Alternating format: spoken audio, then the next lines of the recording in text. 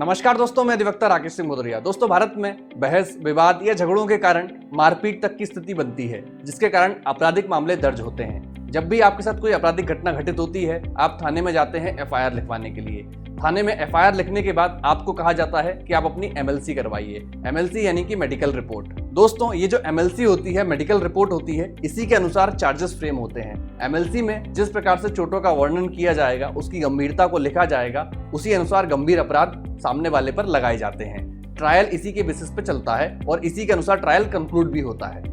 दोस्तों, जब भी आप किसी क्रिमिनल फाइल को देखते हैं तो उसमें एमएलसी एक इंपॉर्टेंट पार्ट होता है। एमएलसी में डॉक्टरी भाषा में चोटों की प्रकार और गंभीरता को लिखा जाता है। दोस्तों, एमएलसी चार्जशीट का बहुत ही इंपॉर्टेंट पार्ट है, इसलिए हमें इसे पढ़ना आना चाहिए। एमएलसी में जिस प्रकार की चोट लिखी होती है, उनकी अगर जानकारी हमें नहीं होगी तो हम ट्रायल को सही से कंक्लूड नहीं करवा सकते। तो आइए जानते हैं कितने प्रकार के चोट और घाव होते हैं और किस प्रकार से इन घावों की व्याख्या की जाती है डॉक्टर के द्वारा और किस तरह से इन चोटों को आप पहचानें।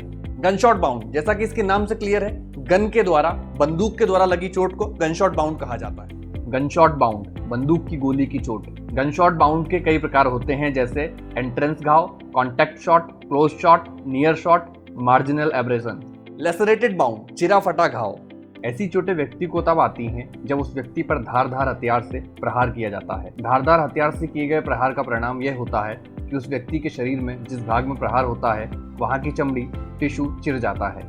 जितना घातक हथियार होगा, उतनी गंभीर चोटें आएंगी। लेसरेटेड चोट जब लगती है, मांस फट जाता है, चोट का किनारा असमतल और टेढ़ा मेढ़ा हो जाता है। नीला रंग या तो घाव की त्वचा की चारों ओर या त्वचा के नीचे रहता है। इंसीज्ड बाउंड, चीरे वाले घाव। एक घुमावदार हथियार के लगने से इंसीज्ड बाउंड की चोटें आती हैं। 12 घंटे में चोट का किनारा लाल रंग का, उसमें सूजन, रक्त और लिम्फ दिखाई देता है। 24 घंटे में घाव में सूखे खून का धक्का दिखाई देता है, जो कि पपड़ी कही जाती है, और रक्त कोष्ठक कलियां बनने लगती हैं। 3 से 5 दिनों में स्पष्ट महीन रेशा दिखने लगता है, नाड़ी की मोटाई और विस्मरण दिखाई देने लगता है। 1 से 2 हफ्तों में घाव का निशान बन जाता है।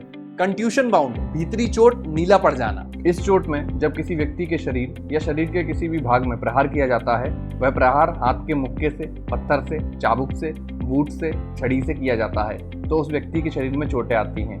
शुरुआत में लाल रंग की होती है, कुछ घंटे से 3 दिनों के भीतर नीली रंग की हो जाती है। एब्रेशन बाउंड, खरोंच। एबरेशन बाउंड, खरोंच। यह घाव वाहन दुर्घटना, उंगली के नाखून से काटने या दांत के काटने या किसी हथियार के वार से शरीर में लगने की त्वचा की ऊपरी सतह में खरोंच आती है, जिसको एबरेशन बाउंड कहते हैं। इस चोट का कोई निश्चित आकार नहीं होता, यह चोट सूखने में गहरा भूरा या काला हुई हो जाता है। बर्न बाउंड, जला हुआ घाव। बर्न बाउंड, जलने का घाव। यह घाव जलने पर होता है, जिसमें शरीर की ऊपरी त्वचा जल या झुलस सी जाती है, जो कि शरीर के टिश्यूज को क्षति पहुंचाती है। विद्युत के संपर्क से आ जाने पर भी इस तरह के घाव देखने को मिलते हैं, इलेक्ट्रिसिटी के कारण।